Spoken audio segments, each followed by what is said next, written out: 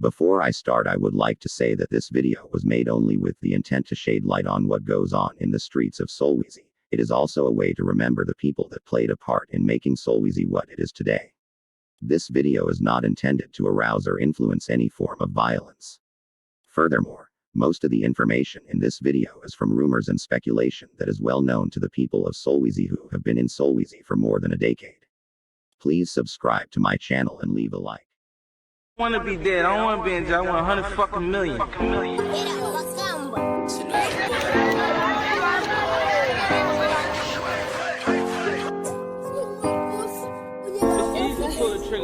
Chandra was last seen on Friday and only to be discovered.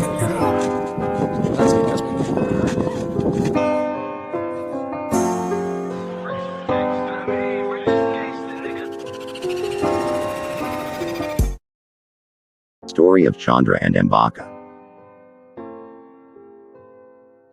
Most of the current young teenagers and young adults who lived in Solwezi, especially those that were in Solwezi from 2008 to 2012, know about Chandra and Mbaka. These were some of the most feared people in the streets of Solwezi, if not the only ones. It is unknown whether Chandra or Mbaka belonged to any group or gang. This is because their names were known individually without any ties to any group whatsoever.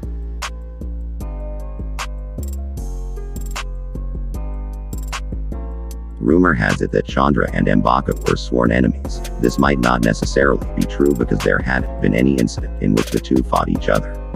If they were enemies, it could be that they were both afraid of each other, or they knew each other well enough to not want to fight each other.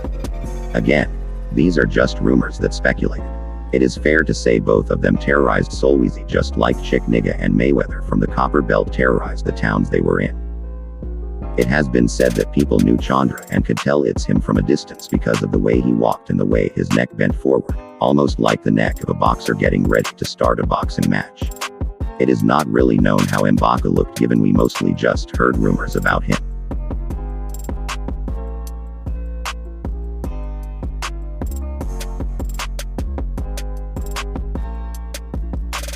It is said that Mbaka came from Magrady area. It is not clear where Chandra lived because he was seen in a lot of areas of Solwezi.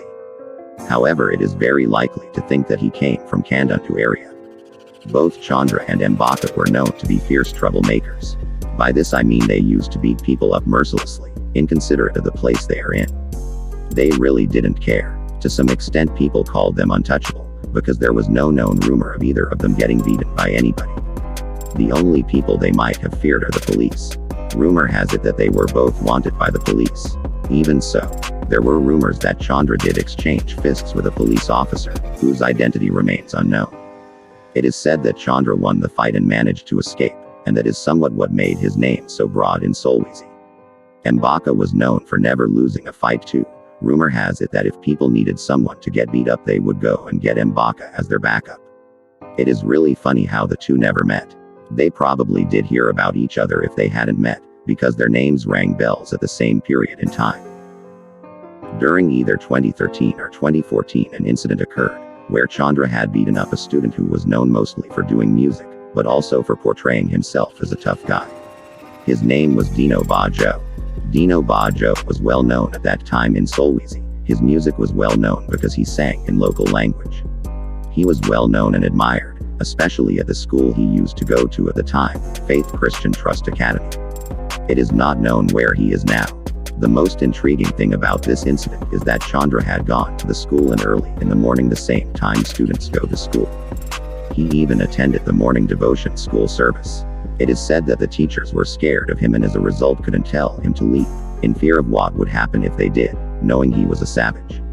Some people say that Chandra went to the school to see some of his friends then ended up getting into a confrontation with Dino. Other people say that one of Chandra's friends who had a problem with Dino brought Chandra to school to deal with Dino. Either way Chandra did beat Dino. Rumor has it that he only hit him once in the stomach and Dino couldn't take any more. It is said that one of Dino's brothers, Don, came in and snapped the moment he learned what had happened to his brother, but there is no word about whatever happened afterwards.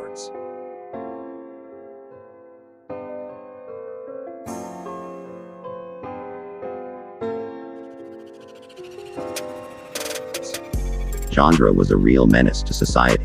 Some people came to the conclusion that Chandra and Mbaka used some sort of supernatural powers that made them undefeatable.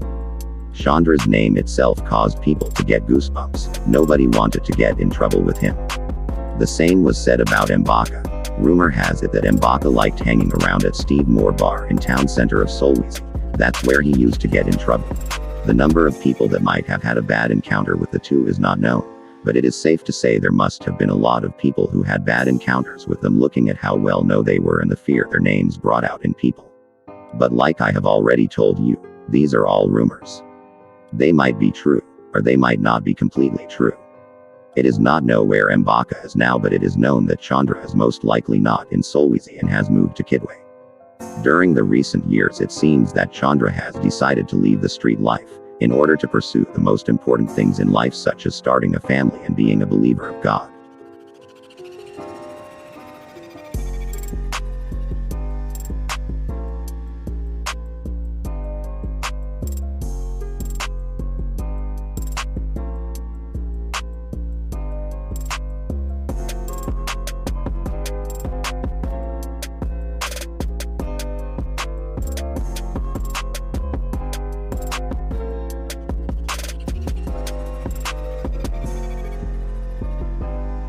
This is where I end the video.